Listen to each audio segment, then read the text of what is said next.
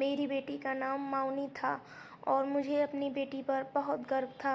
मेरी बेटी शुरू से ही बहुत होनहार थी और सुंदर भी। वह हमारे घर की रौनक थी। जब उसने कहा कि वह डॉक्टर बनना चाहती है तो मैंने उसे रोका नहीं, क्योंकि मैं भी चाहती थी कि वो अपने सपने पूरे करे और डॉक्टर बने। लेकिन हम बहुत गरीब हैं, फिर भी हमने बहुत मेहनत से उसे डॉक्टर बनाया था।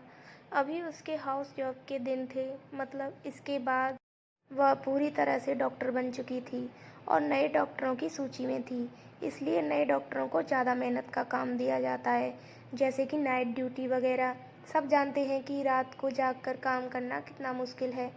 जब उसने मुझे बताया कि उसकी नाइट ड्यूटी रहेगी तो मैं बड़ी चिंतित हुई। मैंने कहा, बेटी, जब तक तू घर पर नहीं आती मैं बहुत परेशान रहती हूँ। वह मेरी इकलौती बेटी थी। मेरे 2 बेटे भी हैं और उसकी एक बुआ भी है जो हमारे साथ ही रहती है। घर पर सब उसे बहुत प्यार करते थे।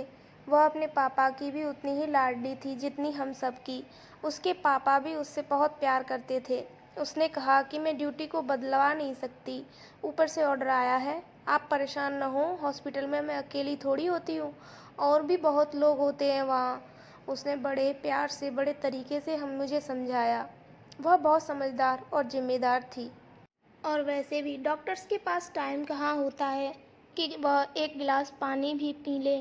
और नाइट ड्यूटी वाला डॉक्टर तो वैसे भी बिज़ी रहते हैं, लेकिन फिर भी वह रोज़ मुझे फ़ोन करती थी। लेकिन आज उसका फ़ोन नहीं आया तो मैं बड़ी परेशान हो गई। जब मैंने उसे फ़ोन किया तो बेल तो जा रही थी, लेकिन कोई फ़ोन नहीं उठा रहा था।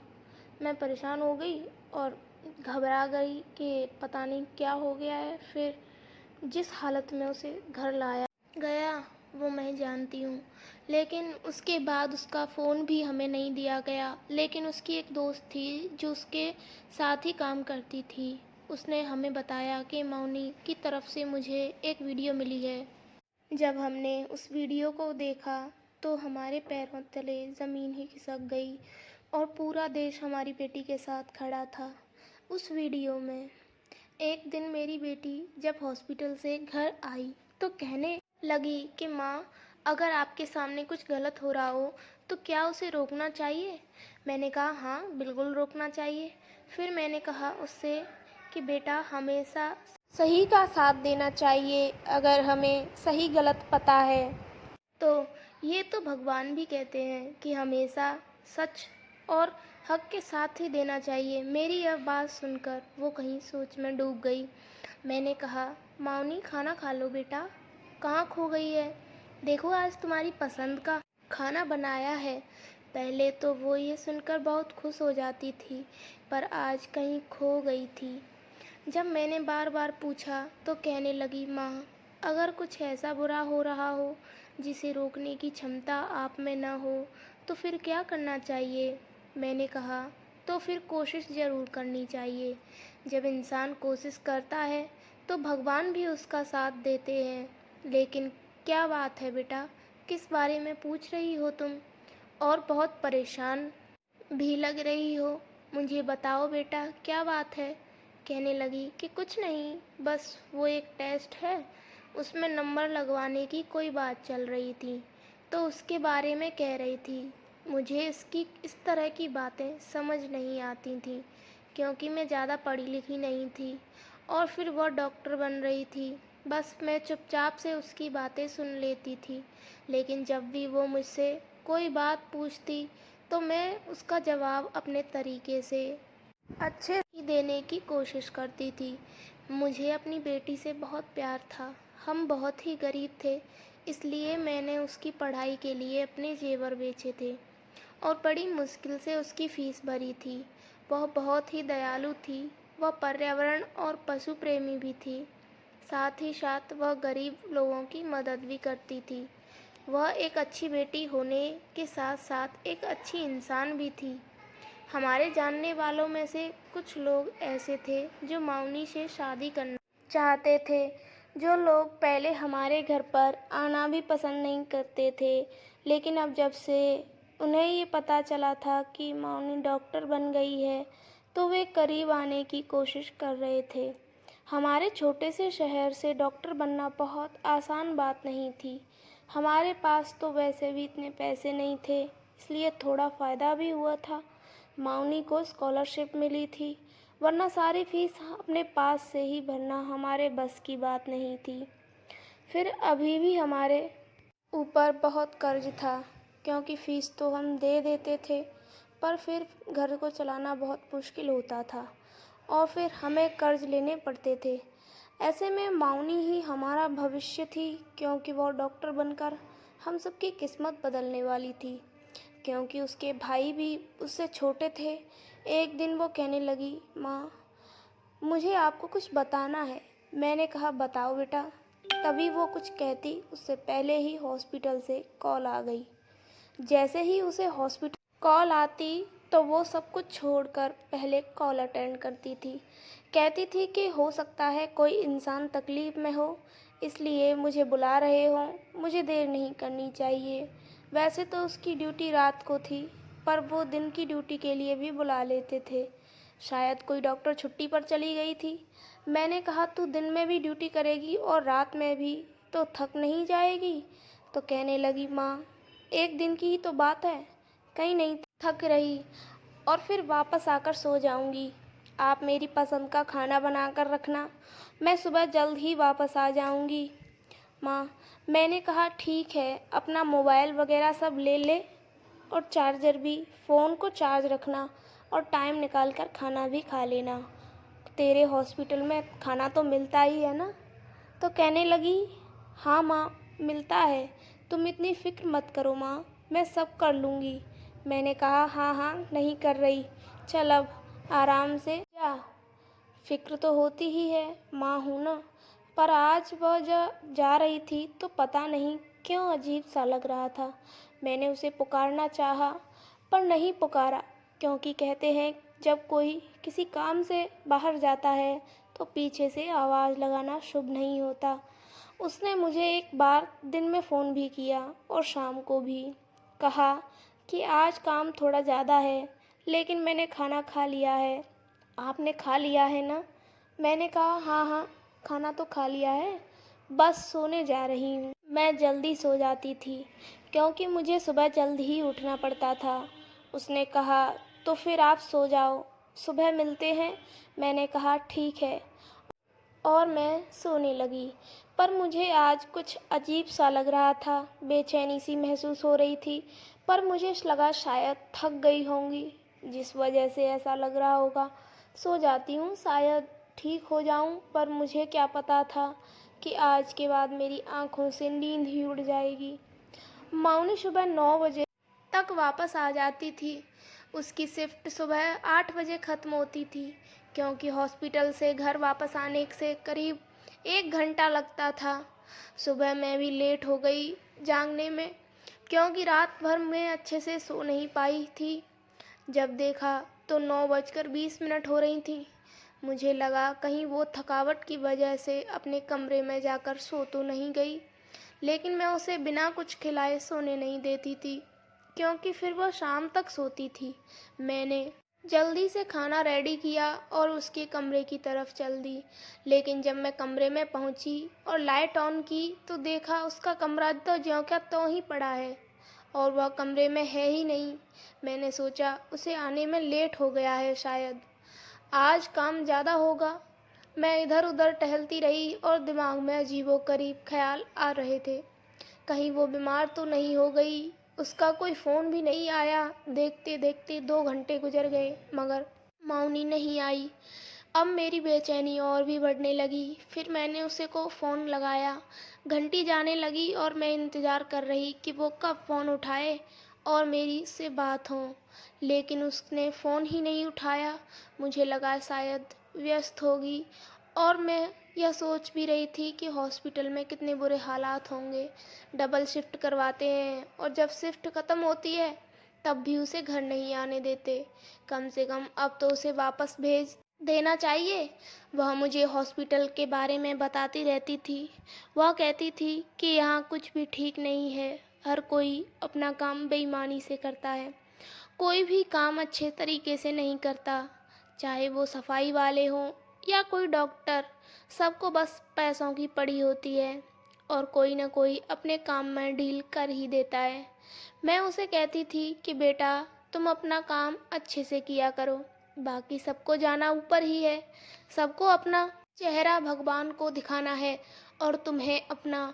पर वह कहती थी हाँ, लेकिन उनकी वजह से मेरे काम पर भी असर पड़ता है। थोड़ा समय और गुजरने के बाद मैंने फिर से कॉल किया। घंटी जा रही थी पर उसने फिर फ़ोन नहीं उठाया और आज तक कभी ऐसा हुआ नहीं। फिर मैंने उसकी दोस्त का नंबर मिलाया, वह भी फ़ोन नहीं उठा रही थी। मैं हैरान थी कि इन 2 नंबर्स के अलावा मेरे पास और कोई नंबर नहीं था। मैं किसको फ़ोन करती? फिर उसकी दोस्त ने फ़ोन उठा लिया। मैंने कहा बेटा, माउनी कहाँ है? वह फ़ोन नहीं उठा रही है। तो उसने कहा हम भी उसे तलाश कर रहे हैं। यह बात सुनकर मैं हैरान हो गई। क्या मतलब तलाश कर रहे हो? क्यों, क्या वह कहीं खो गई है? मुझे लगा कि ये मुझसे मजाक कर रही है, लेकिन उसे ऐसा मजाक नहीं करना चाहिए था। उसने कहा मैं आपको थोड़ी देर बाद फ़ोन करती हूँ। असल में माउनी कहीं मिल नहीं रही है।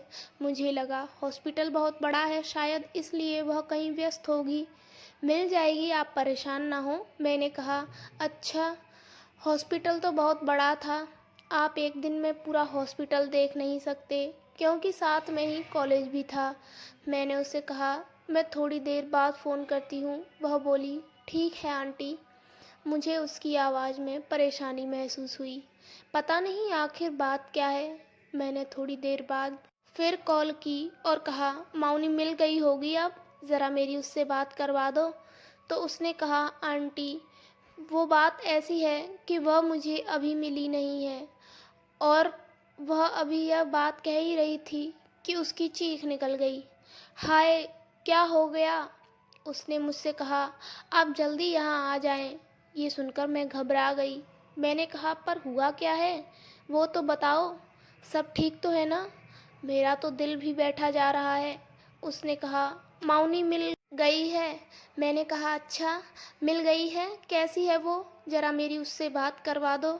तो कहने लगी बात नहीं करवा सकती, बस आप हॉस्पिटल पहुंचिए। जब मैंने पूछा, क्योंकि मुझे ठीक से समझ नहीं आया था, तो वह रोते हुए कहने लगी अब बस आप आ जाइए आंटी। मैं अब भी सोच रही थी कि अगर ये लड़की मजाक कर रही है तो मैं उसे कभी भी माफ़ नहीं करूँगी। मेरे दोनों बेटे भी घर पर नहीं थे। मैं तुरंत घर से निकली। रास्ते में भी मैं अपनी बेटी पर फ़ोन कर रही थी कि वो उठा ले तो कुछ पता चले कि बात क्या है। मेरे दिमाग में रास्ते भर ये बातें चल रहीं कि जब मिल गई है तो फ़ोन क्यों नहीं उठा रही है, क्योंकि बेल तो जा रही है। ऐसा भी नहीं है कि फ़ोन बंद हो उसका, फिर क्यों फ़ोन नहीं उठा रही है। मैं जब हॉस्पिटल पहुंची तो वहाँ बहुत अजीब सा माहौल लग रहा था। वहाँ भीड़ तो होती ही है, बाहर एम्बुलेंस खड़ी होगी, कोई रो रहा होगा, कोई चिल्ला रहा होगा। ये सब तो सामान्य सी बात थी, लेकिन सब मुझे अजीब सी नज़रों से देख रहे थे। मुझे देखकर इधर उधर देख रहे थे, जैसे मुझसे कुछ छुपाया जा रहा हो, जैसे कोई ऐसी बात है जो इन सबको पता है लेकिन मुझे नहीं पता है। मैं परेशान तो थी, पर मैं कभी कभी यहाँ आती थी। उसने मुझे तकरीबन अपनी सारी दोस्तों, टीचर्स और सीनियर डॉक्टर से भी मिलवाया था। मैं रिसेप्शन पर गई और मैंने कहा डॉक्टर माउनी इस समय कहाँ होंगी? तो उसने कहा आप दूसरी मंजिल पर चली जाएं, आपको पता चल जाएगा। यह बात भी बड़ी अजीब सी थी। दूसरी मंजिल पर चली गई तो सामने ही उसकी दोस्त खड़ी थी और भी बहुत सारे लोग खड़े थे। पाँव रखने की भी जगह नहीं थी। ऐसा लग रहा था मुफ्त में कोई चीज़ बट रही हो या कोई बहुत बड़ी बात हुई है जो ये सब लोग यहाँ पर जमा हुए थे।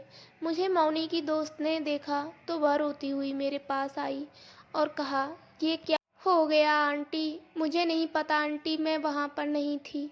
अगर मुझे पता होता तो मैं कुछ न कुछ ज़रूर करती। मैंने कहा क्या कह रही हो, हुआ क्या है? मौनी कहाँ है? तो उसने मुझे एक ही लाइन में बताया मौनी अब इस दुनिया में नहीं रही। मुझे ऐसा लगा कि जैसे मैंने यह बात सुनी ही नहीं, लेकिन असल में मैंने सुन ली थी और मेरे दिल तक ये बात चली गई थी। मैं मानो एकदम से सुन्न सी हो गई। तभी वहाँ एक आदमी आया। कहा, आप हैं डॉक्टर माउनी की माँ? उनके साथ बहुत बुरा हुआ है। वह मुझे बताने लगा कि हुआ क्या था। वह मुझे ऐसी ऐसी बातें बता रहा था जो आप अपनी बेटी के बारे में कभी नहीं सुनना चाहेंगी। दुनिया की कोई भी माँ ऐसी डिटेल नहीं जानना चाहती है जैसी वह बता रहा था कि 15 लोग थे। तो मैं हैरान होकर उसकी तरफ देखा। मैंने कहा, क्या कह रहे हैं आप? वह लोग 15 थे? क्या किया उन्होंने मेरी बेटी के साथ? वह मुझे पहले ही बता चुका था, लेकिन अब मुझे समझ आई थी कि कितना बड़ा अनर्थ हो गया। मेरी हालत बहुत बुरी हो गई। मुझे बस दूर से उसकी एक झलक दिखाई गई और फिर पीछे कर लिया गया और बॉडी को पोस्टमार्टम के लिए ले गए। मेरी हालत इतनी बुरी हो गई थी कि मैंने चीखना चिल्लाना शुरू कर दिया था। मुझे उसकी दोस्त ने संभाला था। मेरे चिल्लाने की आवाज़ पूरे हॉस्पिटल में गूंज रही थी। सबको पता चल गया था कि मौनी माँ आ गई हैं। उन लोगों का कहना था कि नाइट ड्यूटी पर थी, फिर अचानक से कहीं गायब हो गई। उसे कोई मरीज बुलाने आया था। फिर हम लोग सुबह उसे ढूंढ रहे थे। काफ़ी तलाश करने पर वह हमें नहीं मिली और फिर एक अंधेरे कमरे में वो हमें ऐसी हालत में मिली। हमें लगता है कि उसके साथ यह सब करने वाले लोग 1 या 2 नहीं बल्कि करीब 15 थे। लेकिन वो कौन थे, कहाँ से आए थे, ये किसी को नहीं पता। और जो ये सब बता सकती थी वह अब इस दुनिया में नहीं है। लगता है उसने खुदकुशी कर ली है। हॉस्पिटल वालों ने हमें बहुत परेशान किया, बहुत जलील किया और हमें बॉडी भी नहीं दे रहे थे। कभी कह रहे कि आपकी बेटी ने लगता है किसी दोस्त को बुलाया था और मामला ख़राब हो गया। कभी कह रहे थे कि एक दोस्त नहीं था, 5-6 लोग थे, मतलब बॉयफ्रेंड थे। तो कभी कोई बात करते और जो बॉडी की हालत थी वो हम ही जानते थे। किसी तरह से आखिरी रीति रिवाज किए गए, लेकिन अब हमारे पास कोई सबूत नहीं था। पूरा देश अब हमारी बेटी के साथ खड़ा था। बस मैं अब दिन रात यही सोचती रहती थी कि मेरी बेटी की ऐसी हालत करने वाले हैवान खुले घूम रहे हैं और मेरी बेटी की आत्मा कितना तड़प रही होगी उनको खुला घूमता देख। बस अब तो एक ही बात मन में चलती है कि कैसे भी उन जानवरों को सजा मिले और मेरी बेटी की आत्मा को शांति। और अब पूरा देश उसके लिए इंसाफ मांग रहा था, लेकिन हमारे पास ऐसा कोई भी सबूत नहीं था जिससे हमें यह पता चले कि हुआ क्या था। हॉस्पिटल वालों ने जो रिपोर्ट जारी की थी उसमें लिखा था कि डॉक्टर माउनी ने आत्महत्या की थी, लेकिन वह ऐसा कैसे कर सकती थी? वह तो मुझे कुछ बताना चाहती थी। घर से हंसती हुई निकली थी, उसकी आंखों में ढेर सारे सपने थे। तो फिर एक ऐसा इंसान आत्महत्या कैसे कर सकता है? वह किसी भी डिप्रेशन में भी नहीं थी, वह बिल्कुल ठीक थी। उसके साथ किसी का कोई झगड़ा भी नहीं था। हमने कहा कि उसका फ़ोन कहाँ है, वह हमें दे दो, उसका बैग वगैरह दे दें। उन्होंने हमें सारी चीज़ें वापस कर दीं। उसकी चीज़ें ऐसी थीं जो टूट चुकी थीं, लेकिन उन्होंने हमें मौनी का फ़ोन नहीं दिया। हम हैरान थे कि हमें फ़ोन क्यों नहीं दिया गया, तो कहने लगे यह सबूत के तौर पर हमारे पास रहेगा। लेकिन उन्हें मोबाइल का क्या करना था? जब खुद ही कह रहे थे कि आत्महत्या की है, तो फिर सबूत किसको दिखाना था? बहुत कोशिश की थी किसी तरह उसका फ़ोन मिल जाता, क्योंकि फ़ोन से ही पता चल सकता था कि उसकी ज़िंदगी में क्या चल रहा था। लेकिन उन्होंने हमें फ़ोन नहीं दिया। इस बात का 4 दिन बीत गए थे। मेरी हालत जो थी वह मैं ही जानती थी। एक तो मेरी जवान बेटी, जिसको मैंने मुश्किल से डॉक्टर बनाया, इस दुनिया से चली गई है। और यह भी जानती हूँ कि कैसे गई है। मुझे अब रात दिन नींद नहीं आती। मैं पूरी पूरी रात रोती रहती थी। सब लोग इंसाफ मांग रहे थे, लेकिन जो हमारे साथ हुआ वो भी कभी ठीक नहीं हो सकता। मेरी बेटी तो अब वापस नहीं आ सकती। इंसाफ मिलता भी तो किसे? मेरी बेटी तो वापस आने से रही। एक माँ के लिए इंसाफ क्या हो सकता है? क्या मेरी बेटी को कोई मुझे वापस कर सकता है? 1 हफ्ता गुजर गया। अचानक एक दिन माउनी की फ्रेंड हमारे घर आई और उसने कहा कि माउनी की तरफ से उसे एक वीडियो मिली है। उसने कहा कि शायद माउनी ने उसी वक्त भी यह वीडियो भेजी थी लेकिन मैंने देखी नहीं थी। मैं बहुत व्यस्त हो गई थी और डर भी गई थी, क्योंकि मुझे धमकाया गया था और कहा गया था कि अगर कुछ कहा तो अंजाम अच्छा नहीं होगा। उसने बताया, मेरे पास माउनी की आखिरी वीडियो है और इसके अलावा हमारे पास उसकी कोई याद नहीं है। वीडियो आधे घंटे की है। हमने तुरंत वीडियो को टीवी के साथ कनेक्ट किया ताकि सभी लोग देख सकें। सभी माउनी को देखना चाहते थे, लेकिन जब वीडियो देखी तो हम हैरान रह गए। ऐसा लग रहा था जैसे यह वीडियो उस पल की है जब वे सब लोग वहाँ से चले गए थे। वह जिंदा थी और उसने यह वीडियो बनाकर अपनी दोस्त को भेज दी थी। शायद उसने इसे अपने अकाउंट से डिलीट कर दिया होगा, इसीलिए उन लोगों ने हमसे नहीं पूछा कि कोई वीडियो मिली है क्या। उसकी हालत बहुत बुरी थी। उसके चेहरे से साफ झलक रहा था कि वह कितने दर्द में थी। वह कह रही थी कि हॉस्पिटल वाले कुछ बहुत बुरा कर रहे हैं। मुझे सब पता चल गया है, इसीलिए उन्होंने मेरे साथ यह सब किया ताकि मुझे चुप कराया जा सके। मरीजों के साथ भी अच्छा नहीं हो रहा है। बहुत से गलत काम हो रहे हैं यहाँ। वह मुझे यही सब बताना चाहती थी। फिर उसने कहा, माँ, मुझे माफ़ कर देना, लेकिन अब मैं ज़िंदा नहीं बचूंगी। कोई नहीं बचा पाएगा मुझे। वह अपने भाइयों के नाम लेने लगी। परेशान नहीं होना और तुम माँ का बहुत ख्याल रखना। आखिरी में उसने कहा, मैं तुम सबसे बहुत प्यार करती हूँ। तुम सब मेरे लिए बहुत ही खास हो। जहाँ भी मैं रहूँगी तुम सबको याद करती रहूँगी। मेरे लिए उदास मत होना। यह वीडियो देखकर मेरा दिल बहुत ही दुखी हुआ। माउनी की दोस्त कह रही थी, इस वीडियो के ज़रिए हम माउनी को इंसाफ दिला सकते हैं। मैं फिर से बहुत बड़े दुख में चली गई थी। हमने पुलिस से भी मदद मांगी, पर उल्टा पुलिस ही हमें चुप रहने के लिए कहने लगी। हमें धमकाया जा रहा है और सब भूलने के लिए कहा जा रहा था। अब इस बात को 1 महीना होने वाला है, पर अभी तक असली मुजरिमों का कुछ भी पता नहीं चल पाया। सब अपनी अपनी बातें कर रहे हैं। मेरे पास बहुत से लोग आए और मुझे तसल्ली भी दी और कहा कि सब ठीक हो जाएगा, लेकिन मुझे कुछ भी ठीक नहीं लग रहा है। आप लोग ही बताएं कि अब क्या करें। दिन ब दिन गुजरते जा रहे हैं और वह सब लोग जो इसके ज़िम्मेदार हैं अभी तक पकड़े भी नहीं गए। आपको क्या लगता है, क्या होगा? क्या माउनी को इंसाफ मिलेगा?